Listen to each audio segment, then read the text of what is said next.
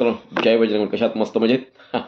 पण समजा तुम्हाला 10,000 रुपये मिळाले, तर ते क्षणिक सुखासाठी खर्च कराल की उद्याच्या सुरक्षित आयुष्यासाठी जपून ठेवाल? आज स्वतःला एक प्रश्न विचारा, मी आजच्या देखाव्यासाठी जगतोय की उद्याच्या स्वावलंबनासाठी? आज थोडा संयम ठेवा, उद्याचे अनेक प्रश्न तुमचे सोपे होतील मित्रांनो. एक प्रश्न स्वतःला नक्कीच विचारा, आपण पैशासाठी आयुष्यभर मेहनत करतो, मग कमावलेला पैसा क्षणिक सुखासाठी खर्च करायचा का?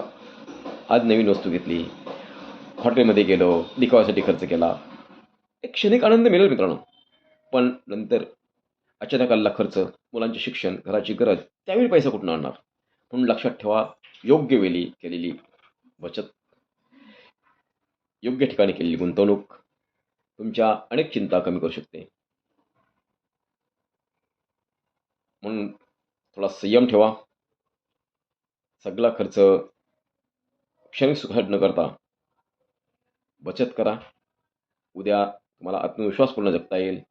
स्वतःला एक प्रश्न विचारा, की मी क्षणिक सुखासाठी जगतोय की आर्थिक सुरक्षेसाठी जगतोय?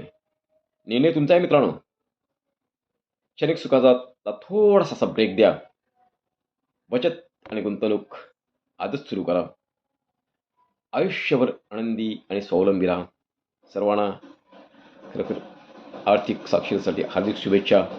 पैसा खर्च करून क्षणिक आनंद मिळतो मित्रांनो, पण योग्य बचत आणि गुंतवणूक यातून मिळणारी जी आर्थिक सुरक्षितता आहे, ती आयुष्यभराचा आनंद देते.